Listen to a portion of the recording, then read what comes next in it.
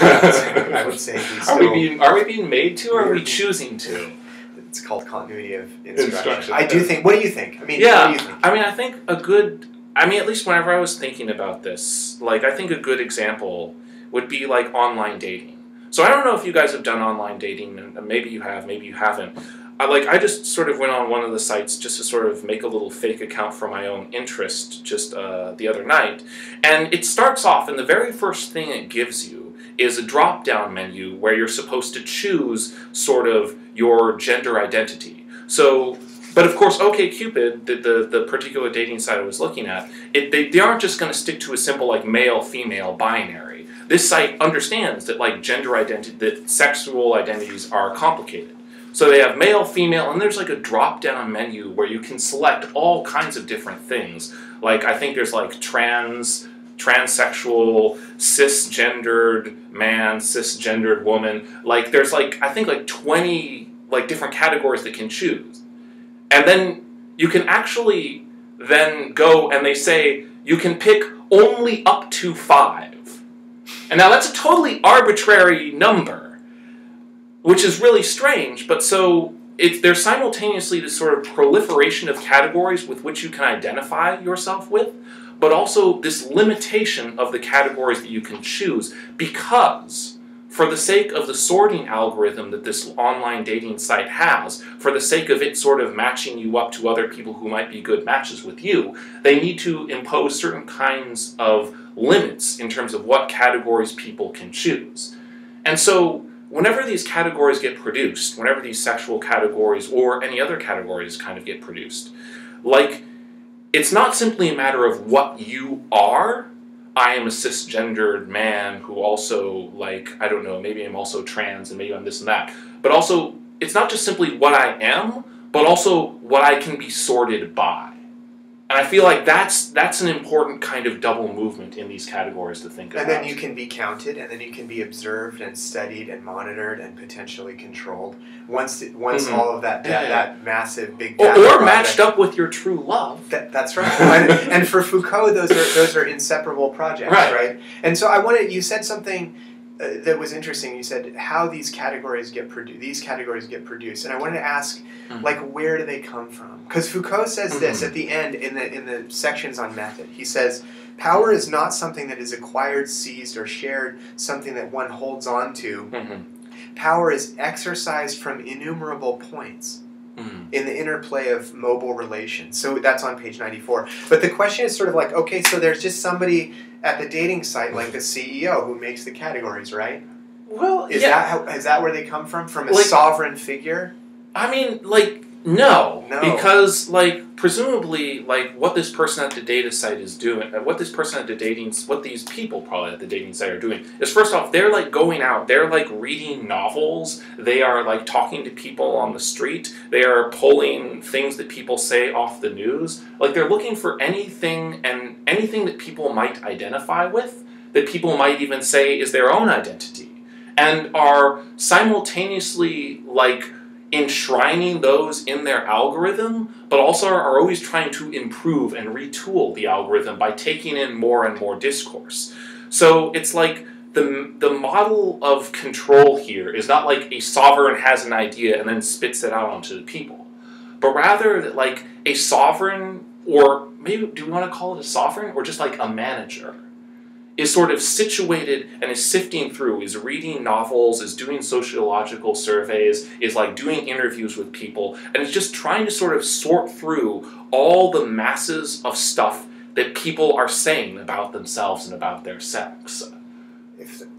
That reminds me, you're talking about managers and bureaucrats sifting through a massive discourse in order to produce information. And that sounds to me like the description of the form of Dracula. Right. Look at that wonderful segue there. We talked about Harker in class as being a kind of paper pusher. But what Foucault is enabling us to see, if I'm catching you right, Stefan, is that to be a paper pusher, to be someone who manages and produces and circulates discourse, is to be part of this web or network of the production of this kind of language, right? Yeah. And I mean, we don't have to move right into Dracula now, but we should in a second. But I mean, I think this is one of the important things that Foucault gives us is a model of power that doesn't come from the top down, but as he says, from the bottom up.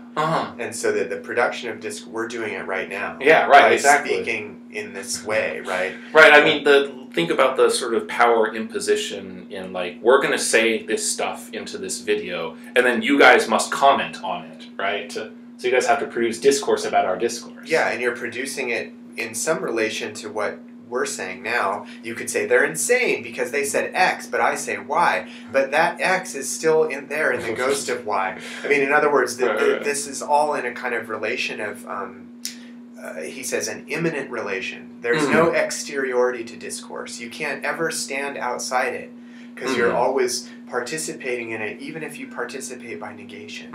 Right. Yeah, and this is why Foucault wants to say the repressive hypothesis story doesn't work. Because in the repressive hypothesis, the idea is that, you know, there was sort of this power that was suppressing a particular way of talking, and then we started to talk, and then when we started to talk, we became free. Foucault says, no, we were always talking all along. We're still talking. We've always already been in power. Yeah. And so the kind of, the world changed on this day once somebody started talking about masturbation or something at a tea party is a false narrative because it suggests a kind of exteriority to this interplay of forces, right? Right. Yeah. So I mean, do you want to say anything else, Stefan, before we move into Dracula? I mean, I think.